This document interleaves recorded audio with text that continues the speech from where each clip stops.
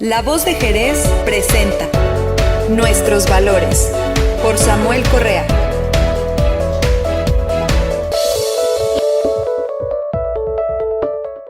La Voz de Jerez presenta Nuestros Valores por Samuel Correa.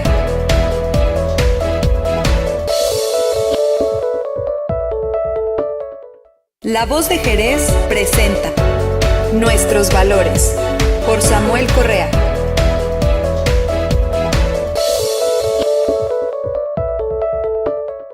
La Voz de Jerez presenta Nuestros Valores por Samuel Correa.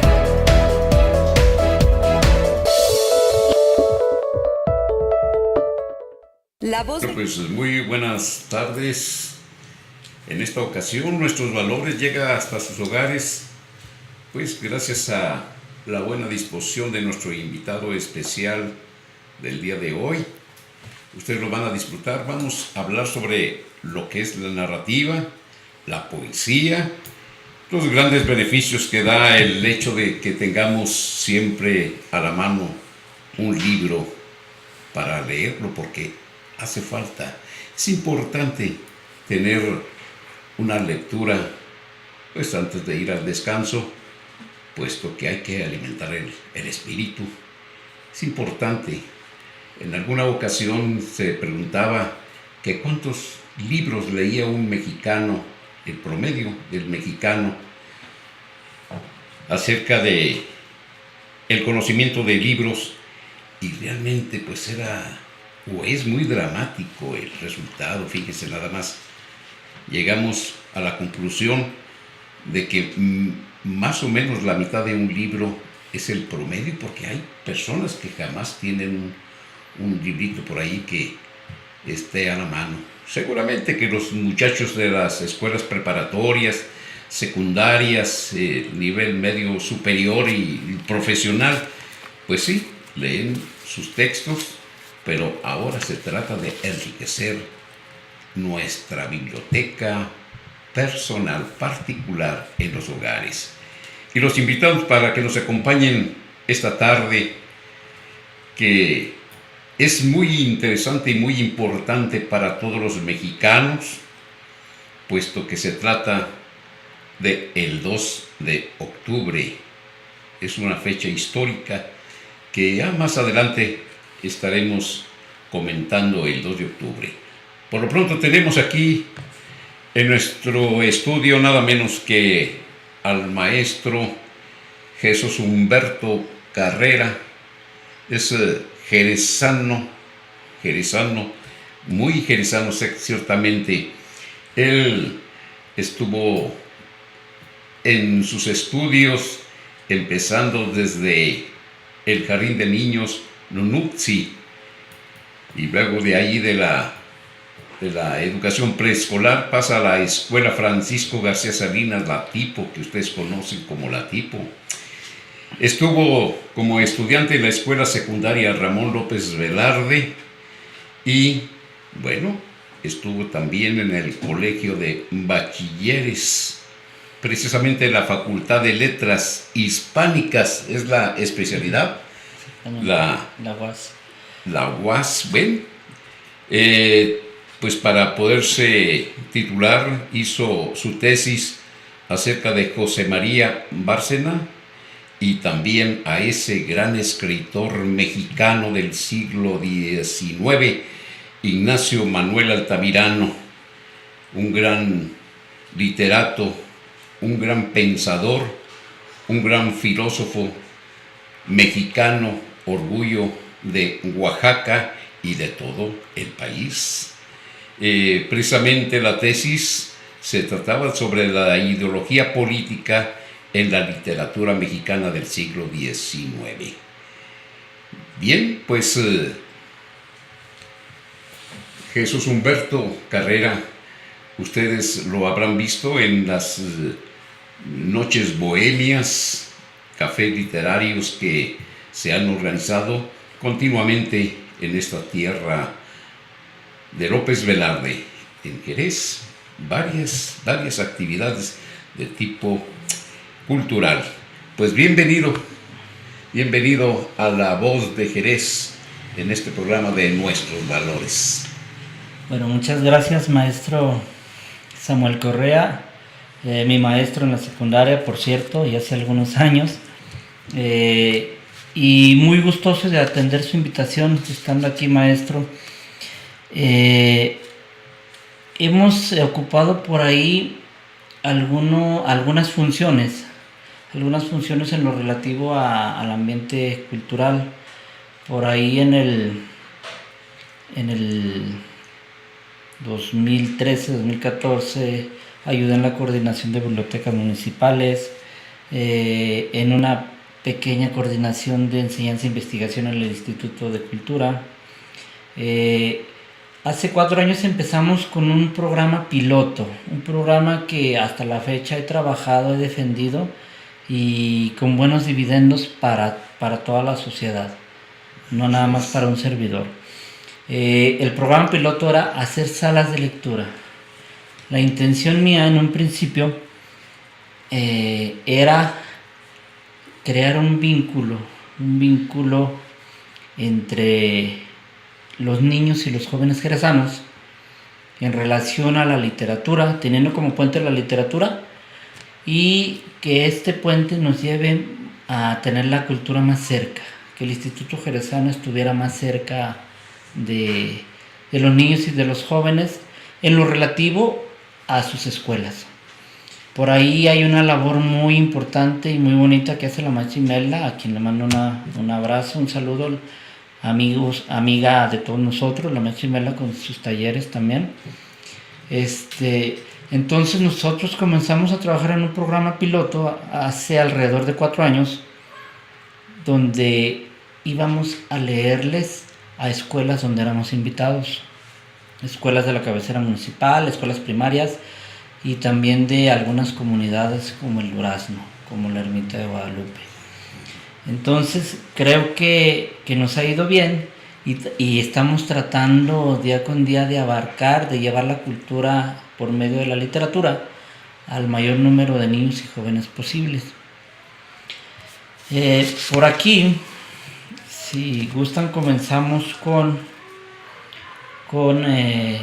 la lectura de un poema que nos ha ido muy bien. Recuerdo por ahí hace 2 o 3 años en la telesecundaria del Cargadero, sí, los jovencitos, las jovencitas, les narré alguna parte de la introducción de Pedro Páramo.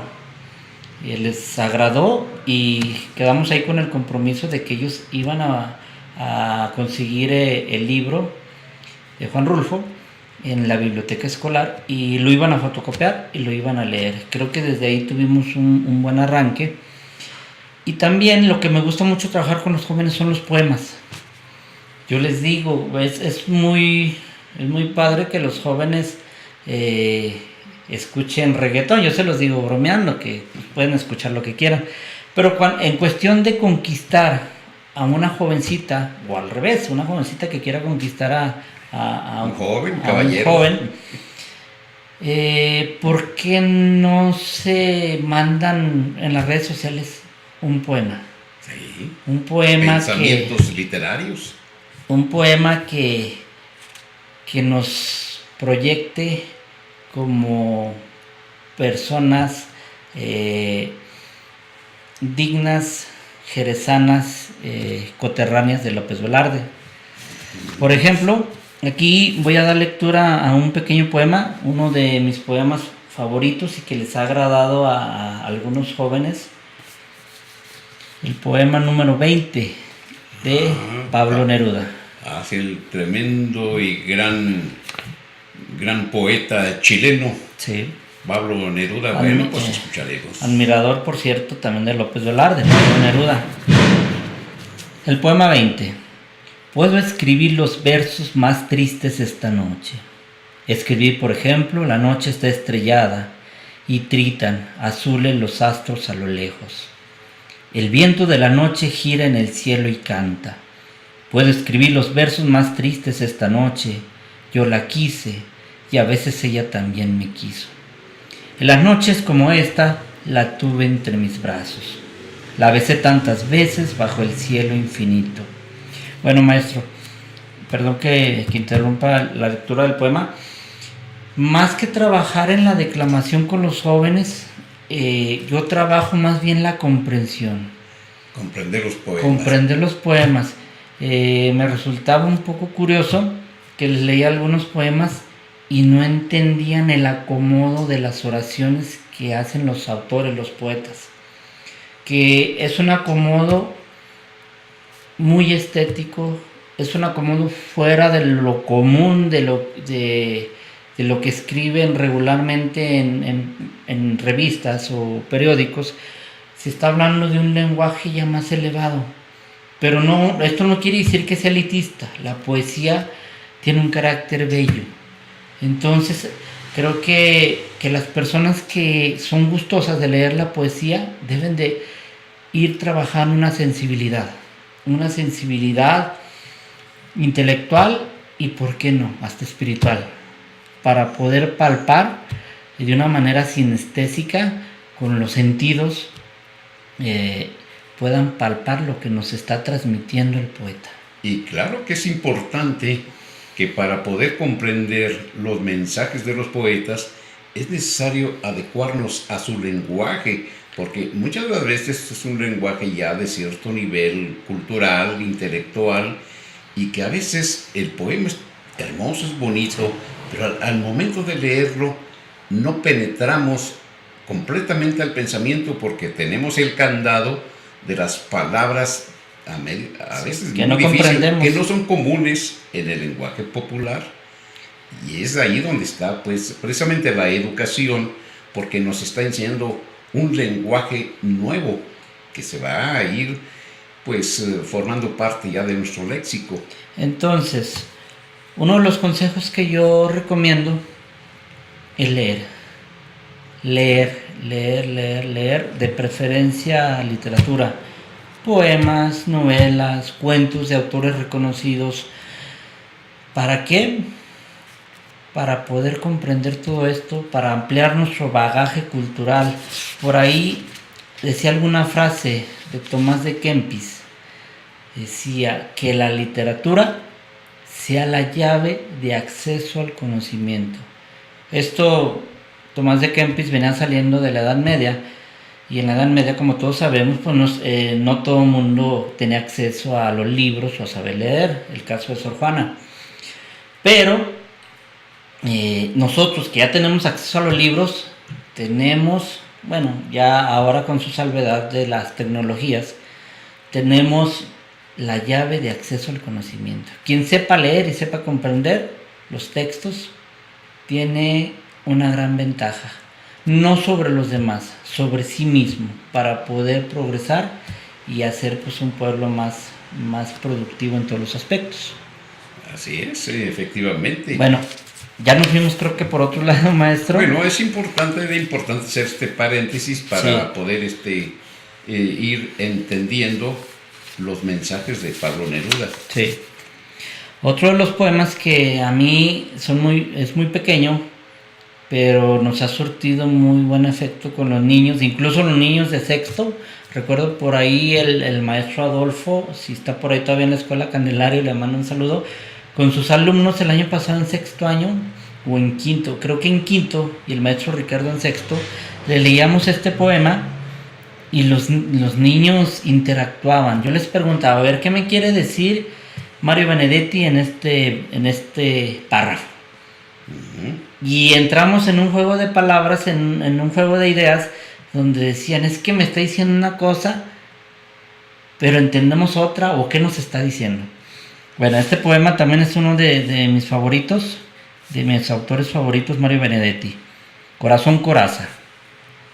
Porque te tengo y no, porque te pienso, porque la noche está de ojos abiertos, porque la noche pasa y digo amor, porque has venido a recoger tu imagen y eres mejor que todas tus imágenes, porque eres linda desde el pie hasta el alma, porque eres buena desde el alma hasta mí, porque te escondes dulce en el orgullo, pequeña y dulce, corazón coraza.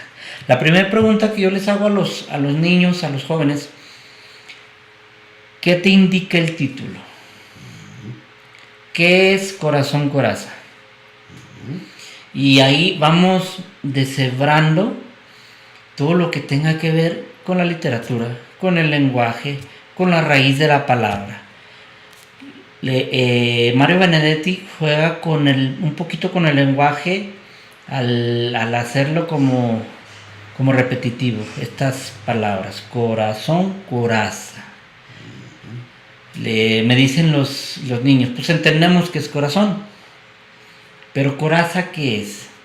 Entonces viene la cultura que tenemos, el bagaje cultural. ¿Una coraza qué es? Pues una coraza es la parte más dura, más resistente que hay abajo de un barco. La que puede aguantar los icebergs. Bueno, el Titanic no lo aguantó. Pero también es la armadura de los soldados antiguos, como los soldados romanos. La coraza era la parte que podía resistir a lo mejor una flecha. El protector principal. Muy bien. Entonces, ¿qué nos indica un corazón coraza? Y los niños, siguiendo una lógica dialéctica, me dicen, quiere decir que es un corazón duro. Quiere decir que es un corazón impenetrable ante los sentimientos del amado o de la amada. Entonces, ya vamos deshebrando y resolviendo este tipo de ecuación en el poema. ¿Por qué eres mía? Porque no eres mía. Porque te miro y muero. Y peor que muero, si no te miro, amor, si no te miro. Me dice a un pequeño, bueno, ¿es de él o no es de él? Le digo, no, es que aquí está diciendo, él cree que sí es de él, pero a veces no la siente tan de él. Eso es lo bonito de los poemas, que es la visión que dicen, ¿es el vaso medio lleno o medio vacío?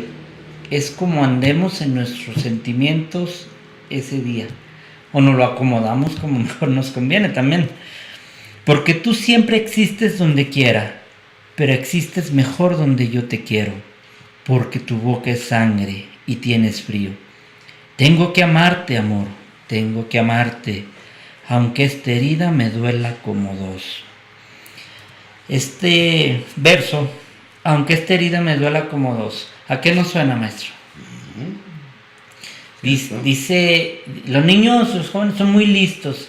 Yo pienso que es un campo muy fértil donde el apego a la lectura o a la literatura rinde frutos con los niños y los jóvenes. Me decía un niño, quiere decir que una herida me duele, pero si son dos heridas, me tiene que doler más. Por eso este poema dice, aunque esta herida me duela como dos. Y aunque te busque y no te encuentre, y aunque la noche pase y yo te tenga y no. Al final cierra Mario Benedetti con lo mismo. Te tengo y no. Te tengo en el corazón o en la mente. Quizá físicamente no, pero bueno, es la dicotomía de este poema. Un poema muy, muy bello para todos los enamorados. Y eso es por un lado, los poemas que han encontrado eco entre los jóvenes, maestro. Ajá. Ahora, traía un pequeño, 2 párrafos, vamos a leer. ¿Quién fue Edgar Allan Poe? Edgar Allan Poe es un escritor norteamericano del siglo XIX. Para muchos, y me incluyo entre ellos, opinan que Edgar Allan Poe es el maestro del cuento moderno. Uh-huh. Edgar Allan Poe, por ahí he leído algunos de sus relatos, Berenice, El gato negro, Los emparedados, son cuentos de terror, pero sí, de un terror que los estamos leyendo y realmente nos atrapan, nos mueven en la psiquis y sí sentimos miedo en realidad. Sí, claro. Por aquí me llama la atención, Edgar Allan Poe me parece que murió en la década del 40, por ahí 1846-1847. Entre esos años muere en Baltimore, en Estados Unidos. Murió de una enfermedad, pero Edgar Allan Poe se puede decir que fue un genio de la literatura universal por su manera de escribir los cuentos. A mí me llama mucho la atención un poema de él. La mayoría de los poemas son de amor. Que si me dejas me mato, y que si te vas también me mato, y si te quedas también. Pero Edgar Allan Poe se me hace muy novedoso.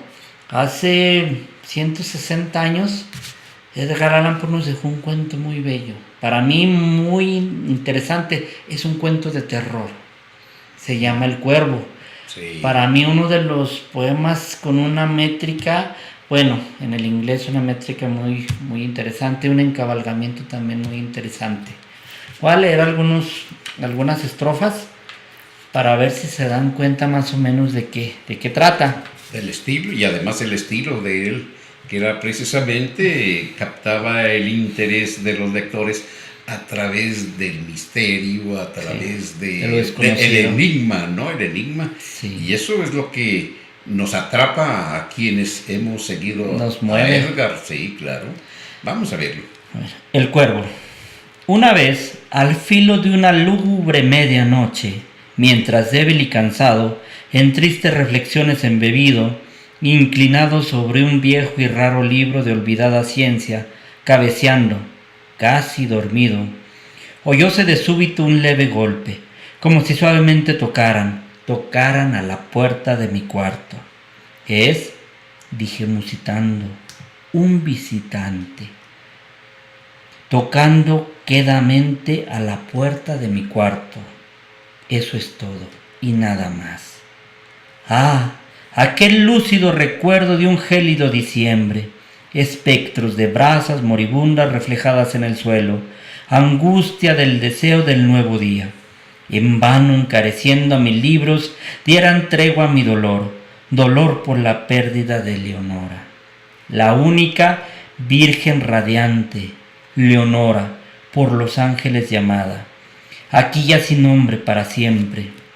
Y el crujir triste, vago, escalofriante de la seda de las cortinas rojas, llenábame de fantásticos terrores, jamás antes sentidos, y ahora aquí, en pie, acallando el latido de mi corazón, vuelvo a repetir, es un vigilante a la puerta de mi cuarto, queriendo entrar.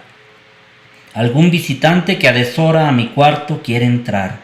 Eso es todo y nada más. Ahora mi ánimo cobra bríos y ya sin titubeos, Señor, dije, ¿o señora?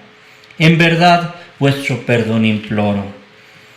Mas el caso es que, adormilado, cuando vinisteis a tocar quedamente, tan quedo vinisteis a llamar a la puerta de mi cuarto, que apenas pude creer que os oía, y entonces abrí de par en par la puerta, oscuridad y nada más. Escrutando hondo en aquella negrura permanecí largo rato, atónito, temeroso, dudando, soñando sueños que ningún mortal se haya atrevido jamás a soñar, mas en el silencio insondable la quietud callaba, y la única palabra ahí proferida era el balbuceo de un hombre. ¿Leonora? Lo pronuncié en un susurro, y el eco lo devolvió en un murmullo. Leonora. Apenas esto fue, y nada más. Vuelto a mi cuarto, mi alma toda mi alma abrazándose dentro de mí, no tardé en oír de nuevo tocar con mayor fuerza. Ciertamente, me dije, ciertamente algo sucede en la reja de mi ventana. Dejad pues que vea lo que sucede ahí, y así penetrar pueda en el misterio. Dejad que a mi corazón llegue un momento el silencio, y así penetrar pueda el misterio. Es el viento y nada más. De un golpe abrí la puerta y con suave batir las alas entró un majestuoso cuervo. De los santos días idos, sin asomos de reverencia, en un instante quedó, y con aires de gran señor o de gran dama, fue a posarse en el busto de Palas, sobre el dintel de mi puerta, posado, inmóvil y nada más. Entonces, este pájaro de ébano cambió mis tristes fantasías en una sonrisa, con el grave y severo decoro del aspecto de que se va a revestir. Aún con tu cresta cercenada y mocha, le dije, no serás un cobarde, hórrido cuervo vetusto y amenazador, evadido de la ribera nocturna. Dime cuál es tu nombre en la ribera de la noche plutónica. Y el cuervo me dijo, nunca más. A ver, hasta ahí el fragmento, maestro, de este Sí. muy interesante poema de Edgar Allan Poe, El Cuervo. El cuervo, sí. Muy interesante la trama. Se le muere Leonora, la amada, a este personaje, y el cuervo va y le toca por el vidrio de su ventana. Lo deja entrar y el cuervo le dice nunca más. Al final del poema, bueno, se los platico. Es un poema un poquito largo. El cuervo le dice que nunca más volverá a tener a su amada, que ya falleció. Muy interesante. Va uno metiéndose en la lectura y se va apasionando uno con lo que lee. Y para mayor comprensión de quienes pues tan poco diestros en la lectura o que no tienen por ahí sus libros a la mano, se llevó a la pantalla precisamente El Cuervo, y de ahí podemos ver pues la narrativa de esta historia de Edgar Allan Poe a través de la imagen, pues más comprensible para los que somos pocos diestros en la literatura.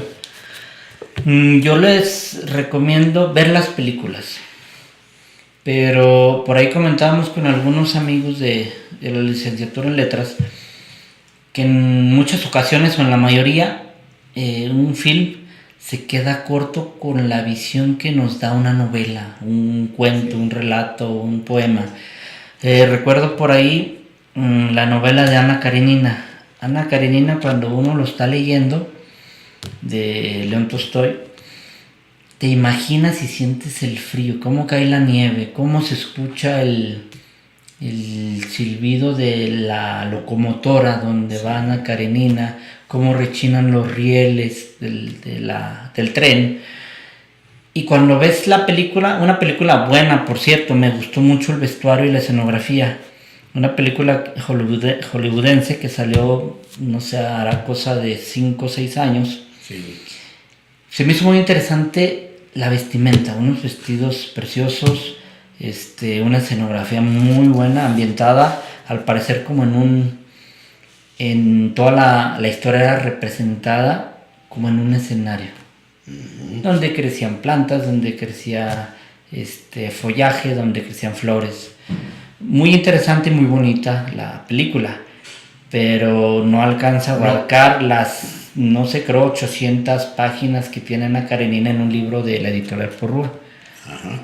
Además, el editor o el promotor o el empresario que va a invertir sus capitales en una película, pues busca de que ésta sea comercial. Sí. Y ahí es donde ya entra el problema, porque a veces no se apegan mucho hacia el texto porque tratan de hacerlo atractivo a todo un público amplísimo, porque bueno, las películas de Hollywood pues tienen un auditorio a nivel mundial, las trasladan a otros idiomas, entonces ellos buscan la manera de interesar al público y a veces desagregan o se quedan cortos, hay una adaptación y ahí es donde el autor pues pierde escenas muy importantes, muy interesantes con respecto a cómo se encuentra en el texto.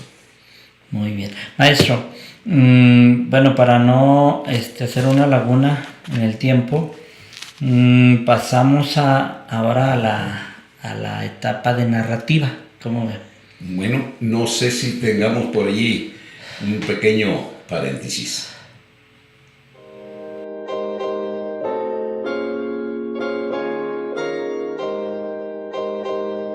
CAIM, Salón y Barbería.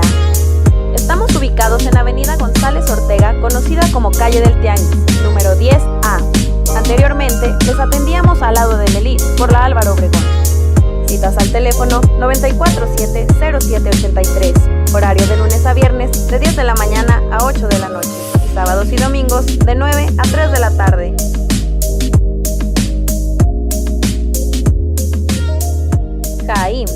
Salón y Barbería.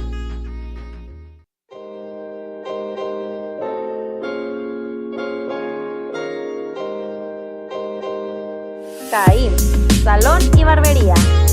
Estamos ubicados en Avenida González Ortega, conocida como Calle del Tianguis, número 10A. Anteriormente, les atendíamos al lado del Elite, por la Álvaro Obregón. Citas al teléfono 947-0783. Horario de lunes a viernes, de 10 de la mañana a 8 de la noche. Y sábados y domingos, de 9 a 3 de la tarde.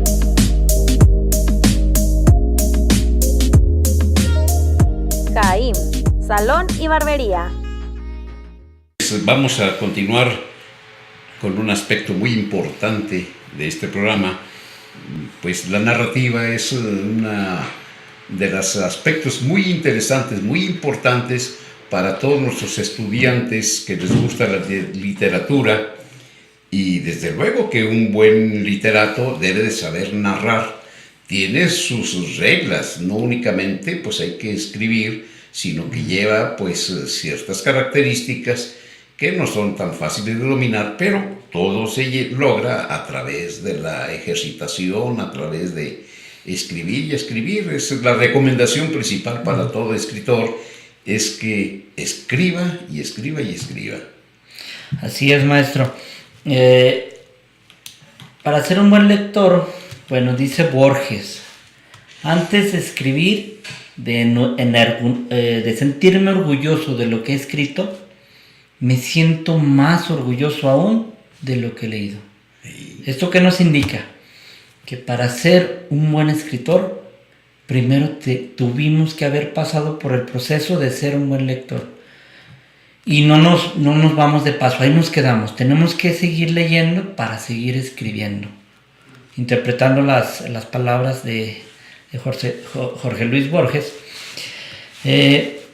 Por ahí hay que seguir trabajando la lectoescritura.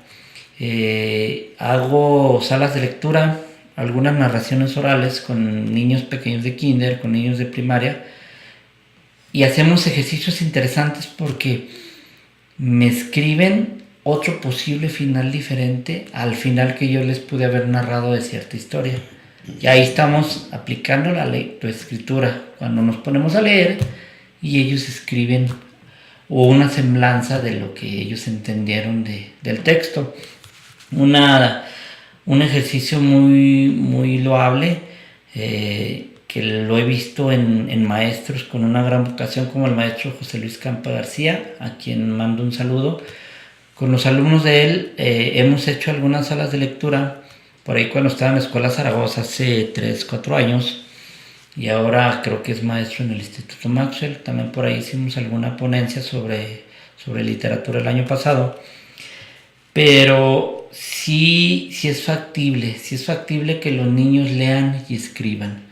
Decía por ahí Noam Chomsky, un lingüista, me parece que francés, dice, es tierra fecunda cuando los niños son pequeños, vaya la redundancia, que si se les inculcan nociones lingüísticas o nociones de literatura a corta edad, puedan tomar ese buen hábito. Más que hábito, yo no me gusta usar tanto esa palabra, más bien el gusto por la lectura, por los clásicos de la literatura, por el orden correcto del uso del lenguaje también.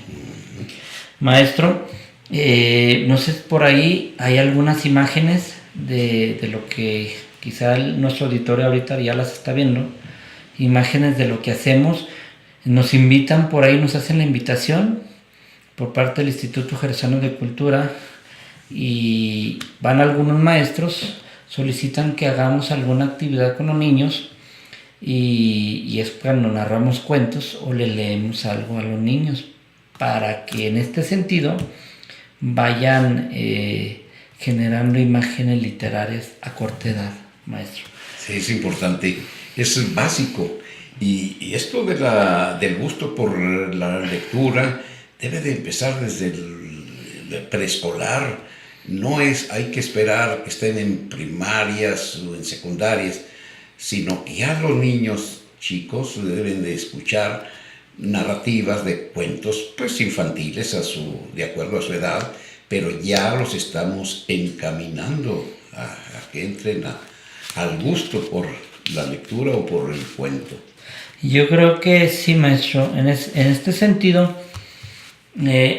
comentando, no sé si sea el caso de usted, maestro, en mi casa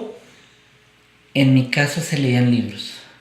Entonces, es algo muy lógico que el niño, haga o trate de hacer lo que hacen sus papás o sus hermanos mayores.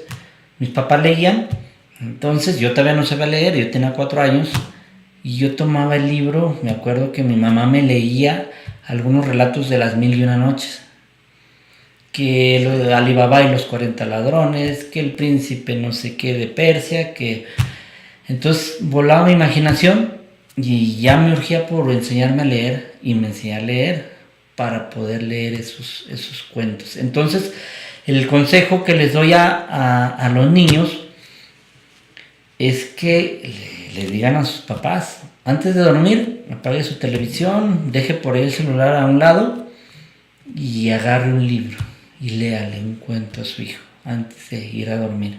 Creo que la iniciativa debe ser de parte de los padres.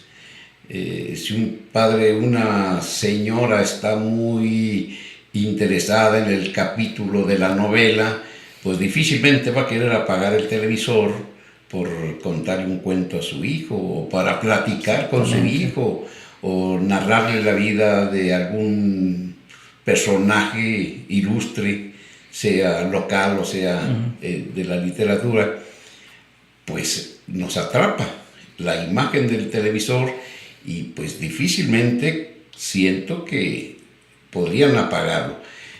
Los padres de familia que les gustan mucho las aventuras en películas, pues también difícilmente podrían apagarlo. Tiene que formarse un hábito en los niños para que cuando ellos crezcan vean la importancia de, primeramente, comunicarse con los demás para poder platicar y dialogar sobre cosas de interés. Y precisamente una de las más importantes viene siendo la literatura, cuentos o poesía.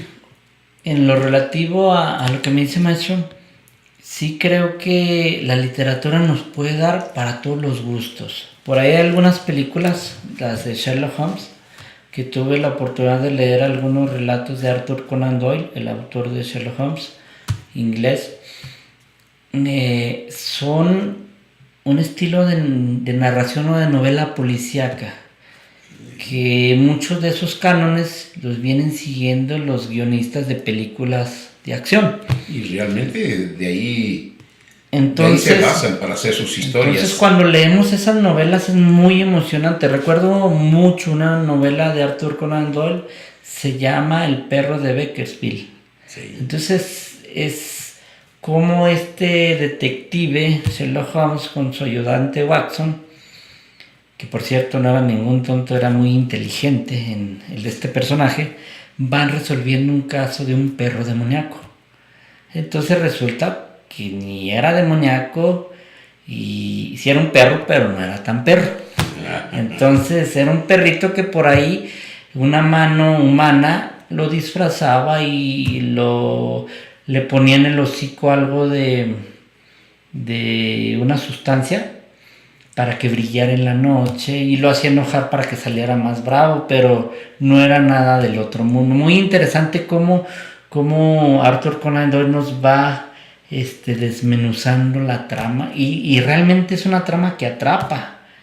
Entonces, y es una novela de acción. Y lo interesante de este gran escritor, aunque realmente su temario principal, fundamental, es la policíaca, sí, quien estamos siguiendo los textos nos hace pensar, la misma trama nos va representando problemática, y hay que empezar a aplicar la lógica, el por qué, cómo llegar a un culpable, un responsable, y que es difícil, pero este gran escritor supo llevar a su personaje, a Sherlock Holmes, lo lleva de tal manera que logra sacar la intriga, pero mientras uno va leyendo, le va presentando la problemática y uno trata de ir adivinando, pues, quién es el culpable, quién es el responsable. Ciertas partes cognitivas del cerebro trabajan cuando leemos, maestro. Sí. Ahorita es la parte final a la que vamos, pero para hablar un poquito de lo cognitivo, de cómo trabaja el cerebro cuando leemos. Pero antes, para no adelantarnos, les voy a leer un pequeño fragmento hablando de narrativa de El Principito. Una hoja les voy a leer, o dos, de Antoine de Saint-Exupéry. El Principito, por ahí en las imágenes apareció en las fotos, que por aquí nuestro amigo Raúl Bañuelos ya les mostró al público. Aparece que estoy ahí enseñando un papel por ahí en el Foro Zozobra del Museo Ramón López Velarde.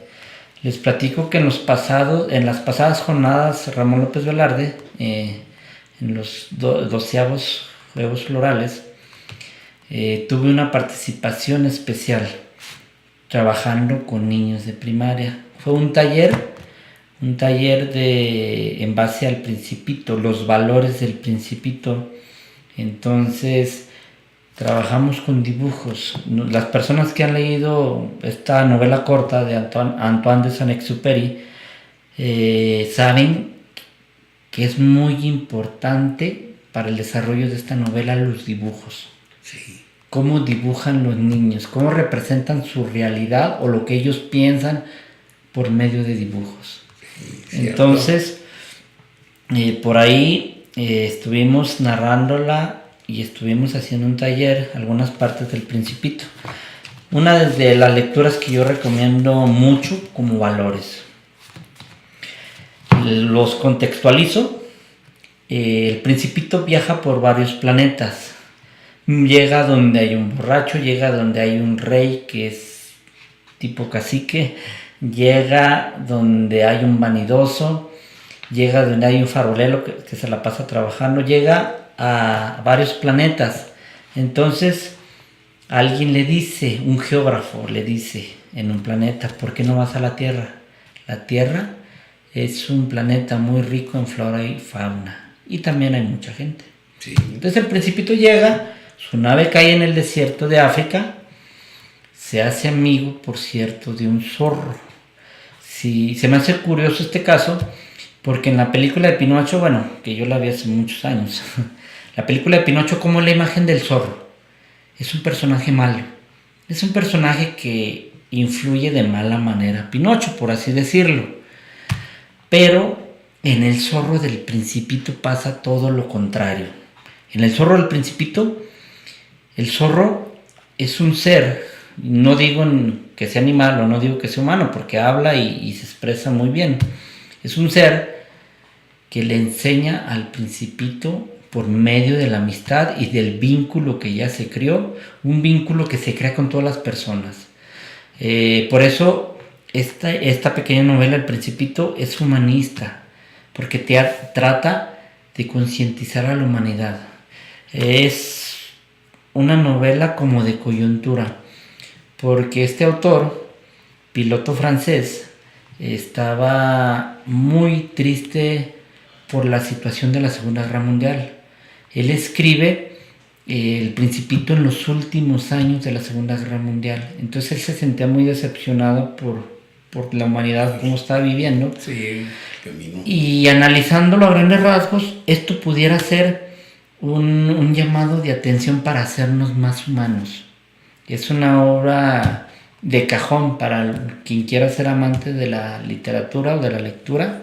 El Principito se los recomiendo. Y nos hace reflexionar porque el Principito deja en su lugar de origen había plantado una rosa y le interesaba que tuviera vida y se preocupaba, y eso, bueno, nos va encaminando acerca de precisamente de una rosa muy vanidosa, de acercarnos a la naturaleza y cuidarla y buscarla de tal manera que no la destruyamos, que no destruyamos a la humanidad. Precisamente por lo de la Segunda Guerra Mundial, que fue un genocidio. Sí. Entonces, pues habría que hacer reflexiones. Dice el Principito, perdón que lo interrumpa, maestro, le dice el Principito al piloto. El piloto, que es amigo de él, que se hace muy amigo de él, cae su avión en el desierto y se hacen muy amigos, el Principito y él, allá en África. Sí. Entonces, Antoine de Saint-Exupéry nos da a entender que posiblemente es él. O sea, se mete como personaje en la narración. Y él dice algo. Cuando el Principito cumple un año de estar en la Tierra, decide irse, porque siente nostalgia. El Principito en su planeta era el asteroide B612. Él tenía 2 o 3 volcanes que les quitaba el tizne, por decirlo así. Y tenía su rosa, que le pone un biombo para que no se remojara, para que no le calara mucho el viento. La regaba, la cuidaba, y ahí había un vínculo, lo que decía el zorro, hay un vínculo. O sea, tenemos que querernos como humanidad porque todos convivimos y no debemos de hacer la guerra, por decirlo así. Entonces, dice el Principito algo, me voy a mi planeta, le dice el piloto. Allá están mis volcanes, está mi planeta y está mi rosa. Yo tengo que hacerme responsable de ellos. Ellos son míos. Entonces, es lo que usted indicaba, maestro. Tenemos que hacernos responsables de nuestra ciudadanía en el planeta. ¿Qué estamos haciendo por la humanidad? ¿Qué estamos haciendo por el planeta? ¿Qué estamos haciendo de esta casa, que es el planeta Tierra? ¿Qué estamos haciendo para que sea mejor, para que sea un lugar cómodo para todos? ¿En verdad lo estamos haciendo? Ya Antoine de Saint-Exupéry ya lo decía, ya lo cuestionaba hace 70 años. Entonces es una narración muy actual para la problemática. Ahí va una pequeña parte. Cuando el Principito se despide. Esta noche hará un año. Mi estrella se encontrará justamente arriba del lugar donde yo caí el año anterior. Pequeño buen hombrecito, ¿verdad que no es un mal sueño esta historia de la serpiente, de la cita y de la estrella?, preguntó el piloto. Pero no respondió a mi pregunta, me dijo el Principito. Lo que es importante no se ve. Seguramente, contestó. Es como la flor. Si tú amas una flor que se encuentra en una estrella, es dulce en la noche mirar al cielo. Todas las estrellas están floridas. Seguramente, dijo el piloto. Es como el agua. La que tú me has dado a beber era como música a causa de la polea y de la cuerda. ¿Tú te acuerdas, piloto? Era buena. Seguramente. Mirarás en la noche las estrellas. Es demasiado pequeño mi planeta donde yo vivo para que te muestre dónde se encuentra. Es mejor así. Mi estrella será para ti una de esas estrellas. Entonces te gustará contemplar todas las estrellas. Todas serán tus amigas y después yo voy a hacerte un regalo. Se rió de nuevo el Principito. Ah, pequeño buen hombrecito, me gusta oír tu sonrisa, dijo el piloto. Precisamente ese será mi regalo. Eso será como el agua. ¿Qué quieres decir?, dijo el piloto. Las gentes tienen estrellas que no son las mismas. Para algunos que viajan, las estrellas son guías. Para otros no son más que pequeñas luces. Para otros, que son sabios, son problemas. Para mí, el hombre de negocios, era oro. Pero todas esas estrellas callan. Tú tendrás estrellas como nadie ha tenido. ¿Qué quieres decir, pequeño hombrecito?, volvió a preguntar el piloto. Cuando veas el cielo, la noche, puesto que yo viviré en una de ellas, puesto que yo reiré en una de esas estrellas, eso será para ti como si rieran todas. Tú tendrás estrellas que saben reír. Y el Principito rió otra vez. Y cuando ya estés consolado, uno se consuela siempre, estarás contento de haberme conocido, serás siempre mi amigo, desearás reír conmigo y abrirás a veces tu ventana sin más que por el placer. Y tus amigos se asombrarán mucho de verte reír mirando al cielo. Entonces les dirás: sí, las estrellas me hacen reír siempre. Te creerán loco. Te habré jugado una mala broma, piloto. Y se rió otra vez. Eso será como si yo hubiera dado, en lugar de estrellas, pequeños cascabeles que saben reír. Y otra vez se rió. Después se puso serio. Esta noche, ¿sabes? No vengas a platicar conmigo. Yo no me separaré de ti, principito. Parecerá que me pongo mal. Parecerá que voy a morir. Es así. No vengas a ver eso. No vale la pena. No te abandonaré. Pero él estaba preocupado. Yo te digo eso. Es también a causa de la serpiente. No debe morderte a ti tampoco, piloto. La serpiente es mala. Puede morder por placer. Yo no te abandonaré, principito. ¿Es cierto que no tienen ya veneno? La segunda mordedura de la serpiente. Esa noche no lo vi ponerse en mi camino. Se había ido sin un ruido. Cuando logré alcanzarlo, caminaba decidido con paso rápido. Me dijo solamente: ah, estás aquí. Y me tomó de la mano, pero se angustió otra vez. No tuviste razón, tendrás pena. Parecerá como si estuviera muerto y no será verdad. Yo callé. ¿Comprendes? Está demasiado lejos, yo no puedo llevar ese cuerpo allí, es demasiado pesado. Yo volví a callar. Pero eso será como una vieja cáscara abandonada. ¿No son tristes las viejas cáscaras? Yo callé. Él se descorazonó un poco, mas hizo todavía un esfuerzo. Será bonito, ¿sabes? También yo miraré las estrellas. Todas las estrellas serán como pozos con una polea mojosa. Todas las estrellas me darán de beber. Callé. Será tan divertido. Tú tendrás 500 millones de cascabeles. Yo tendré 500 millones de fuentes. Calló también porque lloraba el principito. Está allá. Déjame dar un paso yo solo. Y se sentó porque tenía miedo. Dijo todavía: ¿sabes?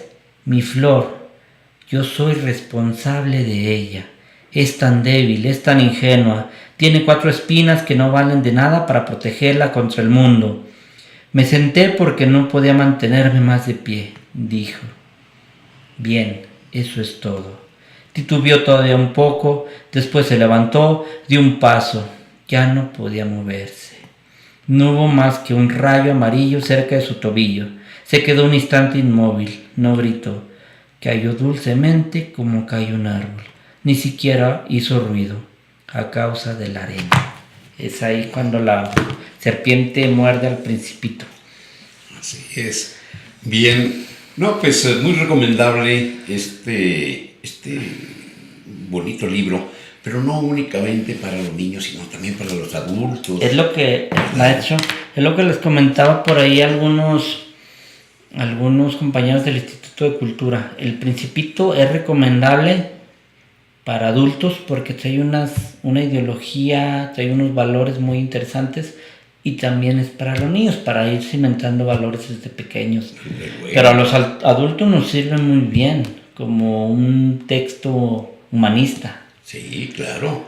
Y luego nos gusta la idea acerca de que nos hace pensar cuando se coloca un dibujo parecido a un sombrero y dicen, pues todos los adultos vemos un sombrero. Sin embargo, los niños dicen, no, debe haber algo más que un sombrero. Y allí es donde realmente pensamos de que ya el pensamiento del adulto está hecho, está forjado y está muy lineal.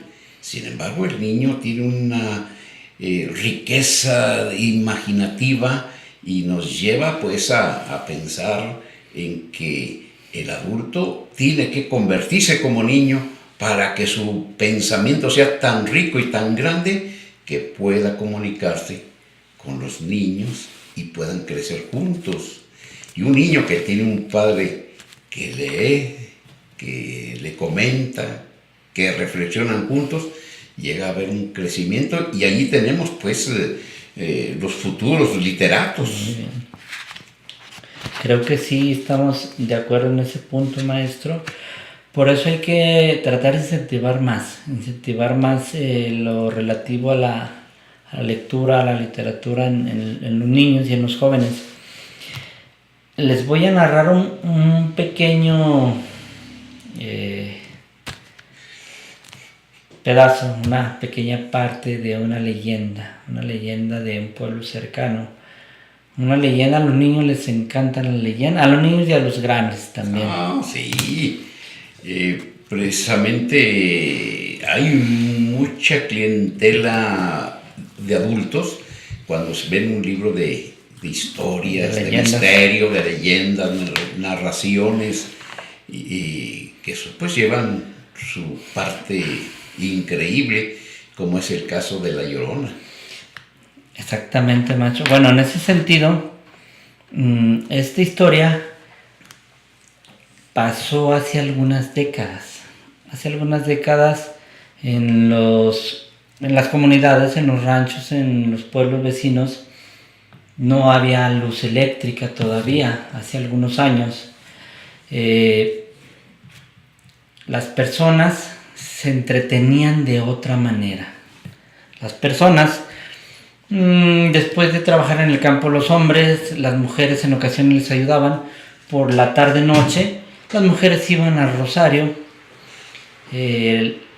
tejían, bordaban, se dedicaban a labores propias del hogar también. Pero los hombres, pues imaginémonos, no había internet, no había televisión, no había celulares, no había computadora, no había muchas cosas. Poca radio. En las que ahora nos entretenemos. Sí. Entonces, los hombres por ahí en algún cuartito se ponían a jugar baraja, se ponían a jugar dominó y se ponían a beber algún licor, probablemente mezcal.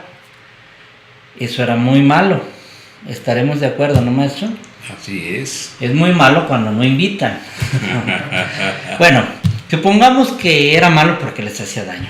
Entonces, don Jesús Granado, así se llamaba este señor, se despidió de sus amigos. Iba bien borracho.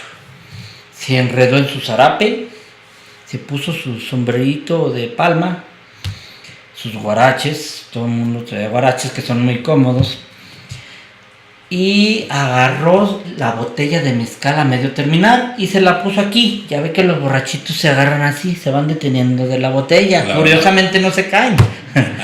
Entonces, él se acordó de alguno de sus compadres. Estaba haciendo frío, era de esas noches frías. Iba caminando y para no sentir tanto frío, aparte del mezcal, le pegó un trago y se puso a cantar. Ay, ay, ay, ay, ay, qué borracho vengo, de paredes y ventanas me he venido deteniendo. Y se sobaba los bigototes. Ya ven que más antes los hombres eran muy machotes, según ellos, ¿no? Entonces, iba con esa tonadita de esa canción cuando sintió y escuchó un silbido del viento. Un viento frío. Sintió algo de miedo, pero pues él era bien machote. Como que alguien lo iba siguiendo. Entonces, sacó su navaja. Ya ven que los hombres machotes traían su cuchillo para defenderse, creyendo que alguien lo iba siguiendo. Quizás sus amigos pensó que le iban a jugar una mala broma, pero no vio nada. Volteó a todos lados y no vio nada. Siguió caminando, sus guarachotes rebotaban en el empedrado de la calle. Siguió cuesta abajo. Iba a llegar al río, donde hay un puente colgante. ¿Ya supieron dónde es? Hay un puente colgante. Bueno, más antiguo en ese tiempo. Escuchó el silbido y sintió el frío más fuerte todavía que cuando empezó la calle. Entonces sintió un escalofrío de ultratumba, pero no lo quería aceptar porque era bien macho. Se metió al puente y empezó a caminar.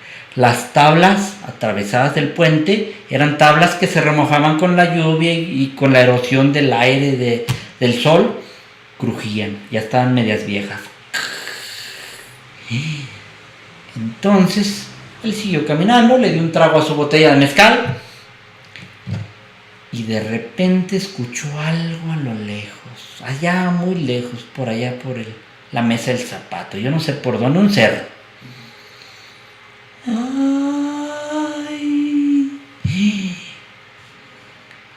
Volteó para todos lados y no había nadie.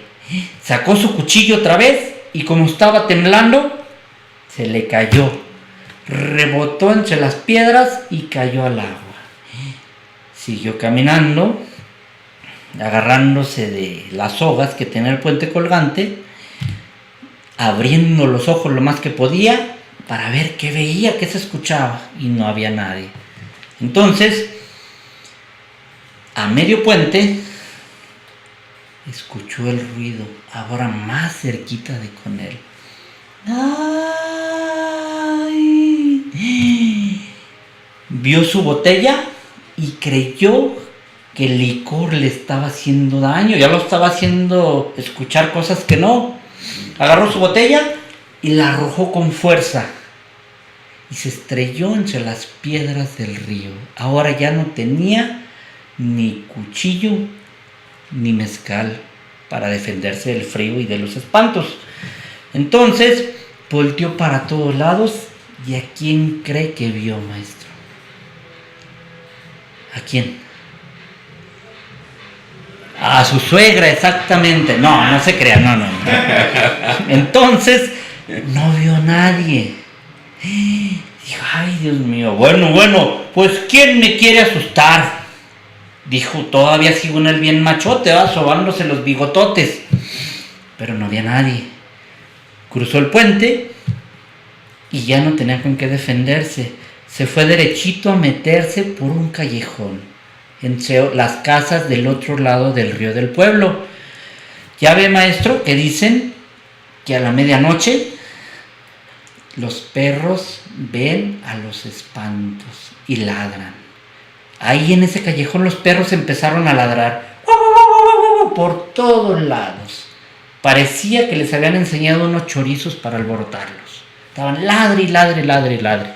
Entonces, este señor sintió la presencia de alguien. No se veía nada, estaba rete oscuro, pues no había luz eléctrica. Como pudo, atentó un nopal. Se espinó, pero lo que quería no era el nopal. Quería unas piedras que había en el piso, en el suelo. Agarró dos, según él, para defenderse. ¿Sí se podrá defender con dos piedras? Pues no tanto. De la suegra, sí. No, pero no era la suegra. Creo que no era la suegra. Entonces, siguió caminando y de repente los perros dejaron de ladrar. Guardaron silencio. Se volvió a escuchar el silbido del viento helado. Él sintió que venía algo o alguien. Entonces, en los pueblos, en las comunidades, saben que están las cercas de piedra. Entonces, sin pensarlo dos veces, ya se le estaba cortando lo borracho. Echó un brinco del otro lado de la cerca. Había una puertita con palos atravesados que le servía al corral para que no entrara la gente o para que entrara por ahí, una pequeña puerta. Palos viejos, tenía muchas rendijas.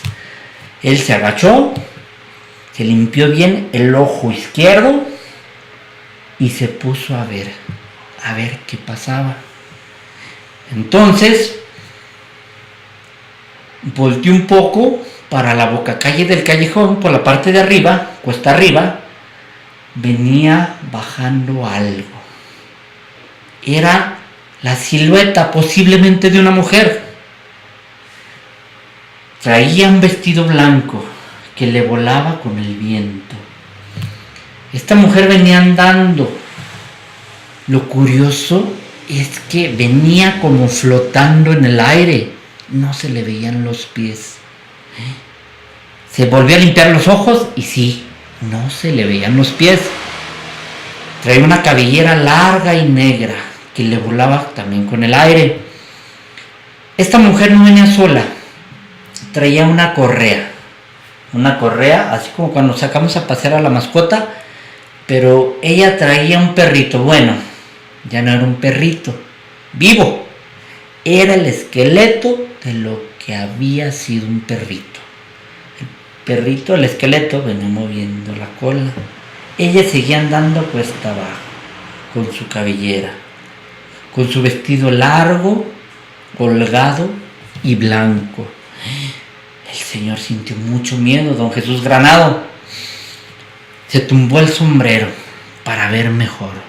Y sí, cuando el espanto iba pasando justo enfrente de él, vio que si era de veras. Entonces se persinó. Era un borracho muy creyente. Se persinó, agarró su piedra, la más grande, la agarró con fuerza y se levantó de donde estaba escondido, asomando medio cuerpo por encima de la cerca de piedra. Agarró su piedra, se apuntó más o menos en la dirección donde estaba el espanto y que le tira una pedradota. A ver qué pasaba, ¿no? Y ¡zas! Él vio claramente que le atinó al espanto. ¿Pero qué cree? La piedra rebotó en las piedras del empedrado. Atravesó el bulto. Él no lo podía creer. Entonces, el espanto volteó como enojado. A ver quién se había atrevido, quién era el simple mortal que se había atrevido a arrojarle una pedradota. Don Jesús se limpió los ojos para ver si podía lograr ver quién era el espanto, a ver si lo conocía. Y lo que lo vio lo llenó de horror. El espanto volteó como con cara de enojada, quiso verle los ojos y no pudo. Solo notó las cuencas vacías, sin ojos, de la calavera que se le quedaba viendo. Ante tremendo espectáculo, este señor echó un brinco fuera del corral y se fue, corre. Ya se le había quitado lo borracho. Duró 3 días asustado sin poder hablar del tremendo susto que le había pegado esa oscura y fría noche la Llorona. Y colorín colorado, esta leyenda se ha acabado. Esta leyenda es de Susticacán, viene en una compilación de leyendas del telebachillerato de mi compadre y amigo que compiló Andrés Briceño Hernández allá en el telebachillerato con alumnos del telebachillerato de Susticacán. Bien. Este es el tipo de narraciones también que les hacemos a los niños y jóvenes, maestro. Y les gustan los niños las leyendas. Les encantan. Y luego comienzan ellos mismos a platicar experiencias de su familia. Exactamente. ¿Verdad? Este tema de los espantos, este tema de asuntos de ultratumba, yo creo que a la mayoría de niños y jóvenes y adultos les gusta, es un tema de conversación. Sí. Maestro, pues, ¿qué más? ¿Pasamos a la siguiente fase? Bueno, creo que nos está faltando ver precisamente el impacto que tiene la lectura, que tiene el hecho de que los niños lleguen al apasionamiento por la lectura. Cuánto se ha podido lograr ese objetivo tan importante. Usted que ha convivido con bastantes niños en las diferentes escuelas y en las diferentes comunidades, es decir, en medio urbano y en el medio rural, creo que ahí hay mucho que comentar, que platicar acerca de cuál ha sido pues la reacción de ellos después de una buena sesión, de una buena charla, una buena plática acerca de lo que es los talleres de lectura. Bueno, maestro, creo que hay buena aceptación con los niños y los jóvenes, y hasta con los adultos también. Yo en un principio decidí trabajar más con niños y con jóvenes porque de repente era un público que no estaba tan cautivo en este ambiente de la literatura. O sea, he tratado, no sé si lo he logrado, a lo mejor los mismos niños o jóvenes lo dirán algún día, he tratado de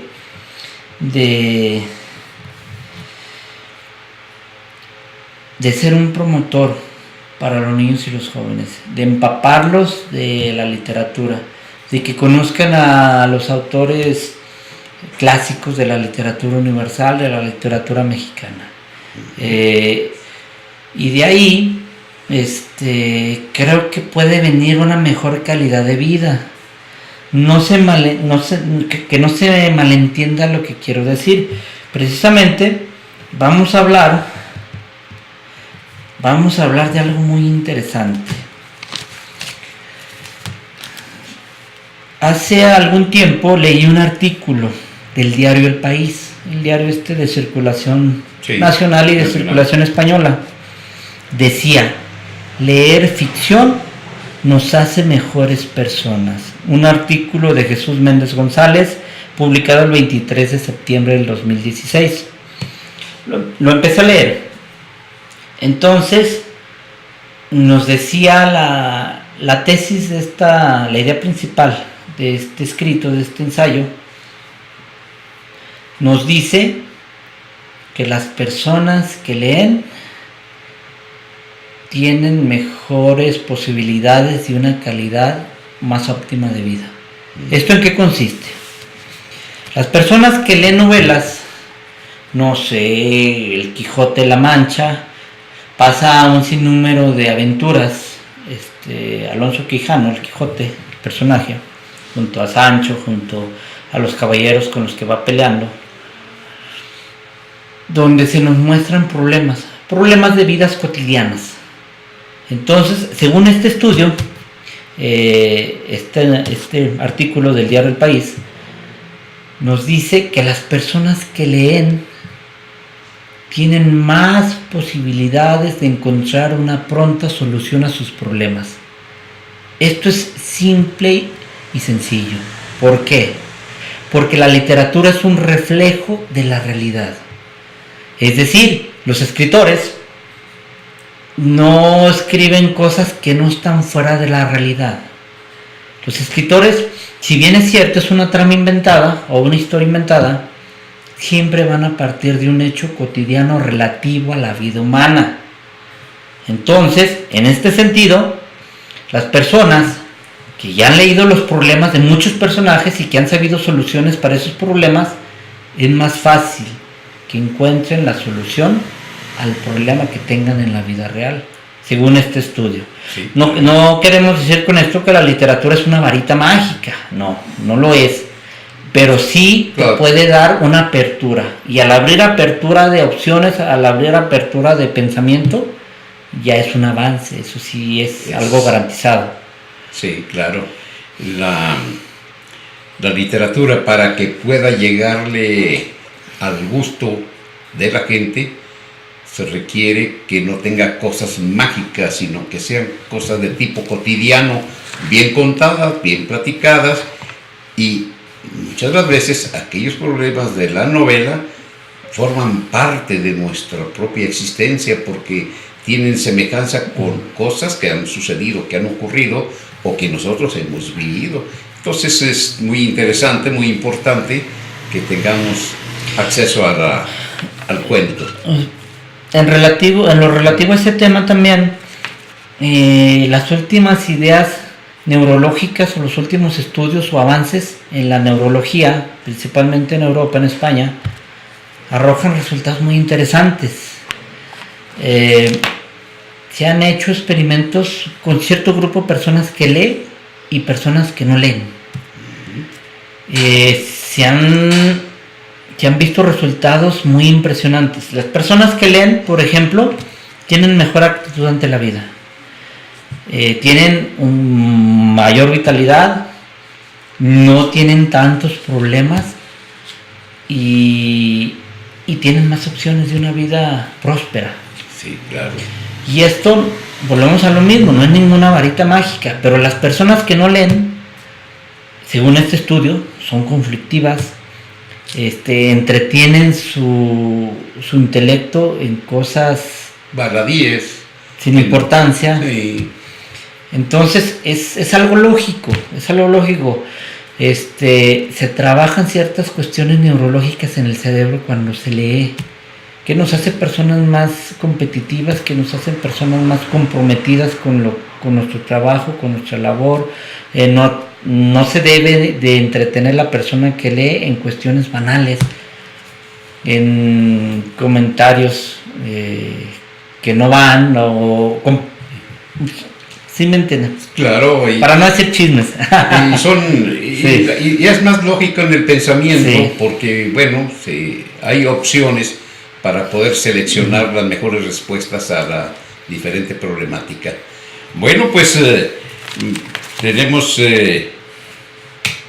en primer lugar que agradecer la buena disposición de Humberto Carrera por esta cátedra tan interesante que nos dio acerca de la importancia que tiene la literatura en la vida cotidiana, en la vida diaria, y que debemos hacerla como un hábito ya primeramente entre los adultos, para que puedan llevar mensajes a los niños, mensajes tan importantes, tan interesantes como es precisamente el gusto por la lectura. Pues Humberto, muchísimas gracias, muy amable, y por aquí estaremos en alguna otra ocasión platicando acerca del impacto en la literatura en los niños, principalmente los niños, porque es donde el campo propicio que está desarrollando Humberto durante estos años. Maestro, el agradecimiento desde mi parte para con ustedes. Gracias por la invitación, y en la medida de lo posible hay que seguir trabajando en favor de la literatura y poniendo nuestro pequeño granito en la cultura jerezana también. Les agradecemos la invitación y seguimos a la orden lo que podamos hacer. Bien, pues muchas gracias, muy amable.